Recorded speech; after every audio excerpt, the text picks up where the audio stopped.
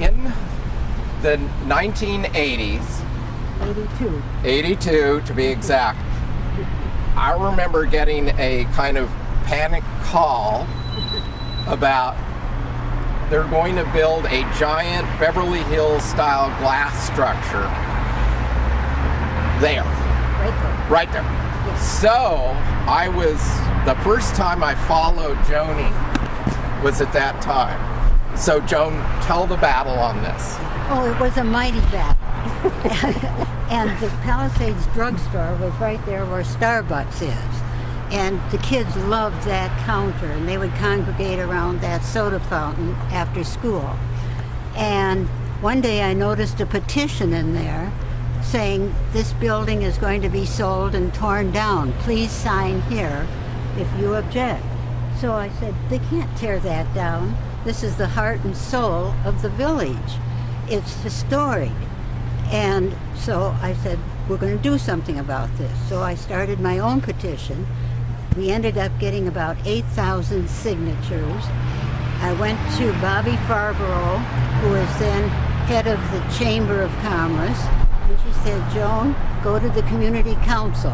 So I went to the community council, and Ron Dean knows all about this. We went to the community council to see if we couldn't get a town meeting.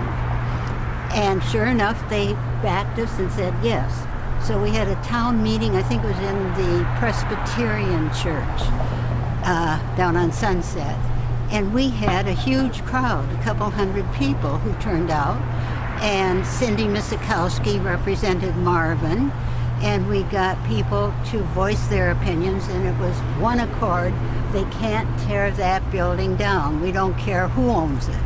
Well, it turns out it was owned by one of the old families, the Loomises and the Gillises. And it was to be torn down because it had to be brought up to earthquake standards. And the city had just passed the new earthquake zoning. And the owner said, we can't afford to take it down. I mean, we can't afford to bring it up to code. We have to sell it.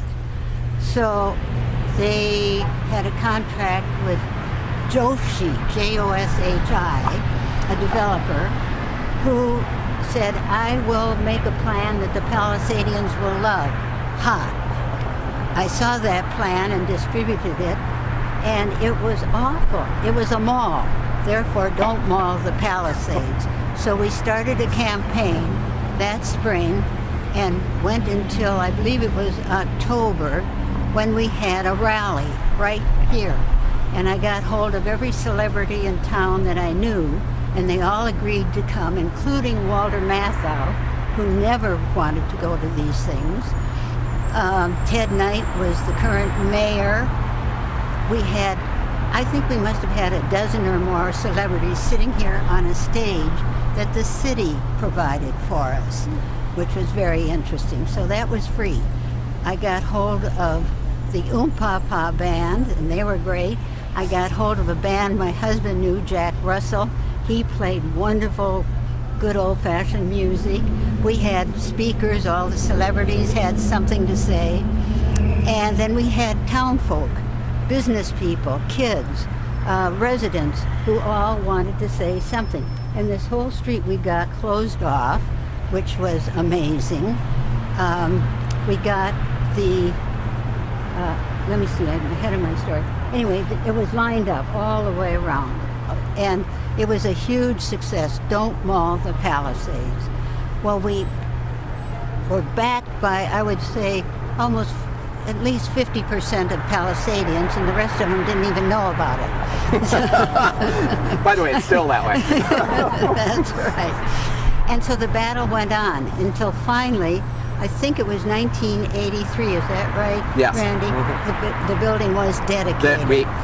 What we did, my part was to help with the landmarking, mm-hmm. and we put together the landmarking along with Roberta Greenwood, remember? That's right. And so we landmarked the structure, And it was kind of like the developer suddenly went, oh, what were we thinking? What we really wanted to do was get somebody who wanted to restore it. Well, what we did was we caused the owners to back down, and Joshi gave up and left town, and we got a fellow by the name of Topa. Topa, Anderson, it was Topa. To come in and take over. And he agreed he would not destroy the building, even though at first he had plans that looked like he might, but then he said, no, we'll not destroy it. So everybody agreed that was wonderful. And then the dedication happened in '83, which was thanks to you and a bunch of other people who helped. And, oh yes, we also had to go to Bullock's, talk to the executive branch, to Robinsons, who were being offered nice spots in the new building.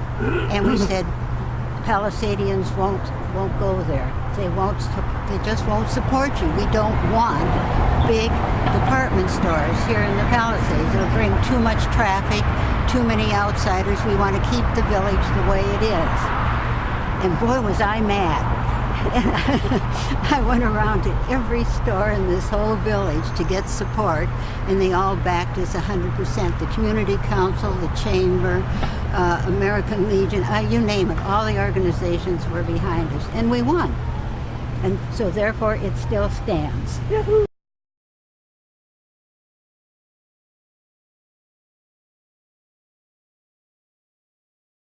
Now, they used to put on kind of wonderful parades and things like that. Did you ever participate in those parades? Oh, I'm telling you, I helped organize every parade up here until I went out of business. And, yeah.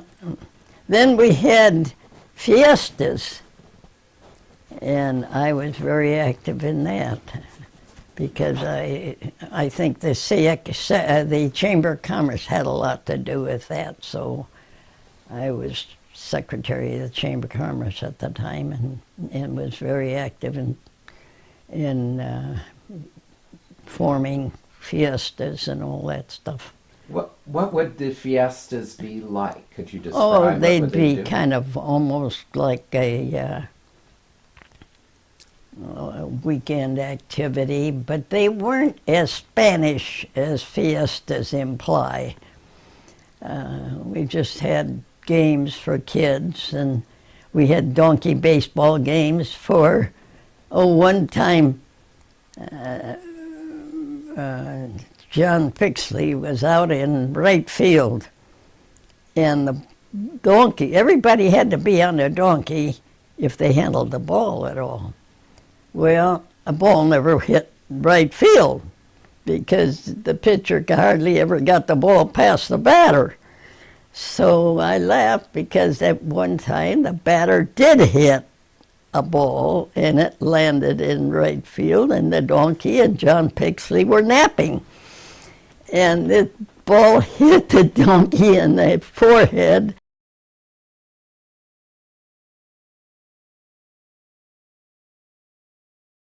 We're under the clock tower with no clock, which was a major battle because it went above the height ordinance of the specific plan. The specific plan height, I think, is 35 feet. Ron Dean was a part of it. Tell the battle of the specific plan. Well, when the specific plan went into effect, there were two problems. First was that building over there, which snuck in right under the specific plan time, but he reduced the height to 1 or 2 feet above the specific plan in order to accommodate the community. The developer of this building built after the specific plan, and while the building itself meets the requirements for the most part, the clock tower went about 1 or 2 feet above the 35-foot height limit. So there was a big fight, you know. Some people said, well, it's nice, let him violate the specific plan because nice counts for something. but a majority of the community was livid, but the city refused ultimately to make him take it down. I remember a letter to the editor of the Post that was actually printed that it was in favor of the clock tower, said the clock tower is valuable because that way my son on his way to school will know what time it is and he won't be late. So we should violate the specific plan so his ne'er-do-well son, who's probably in the group here, would know what time it was and wouldn't have to buy a $2 watch. Sorry for my sarcasm. But by the way, he's lost now and doesn't know what time because there's no clock up there. That child will never return. Was the clock ever installed? Yes, but it was always wrong. They'd get it going and it'd be right for about a week, and then it would break down. And so it was always the clock with the wrong time.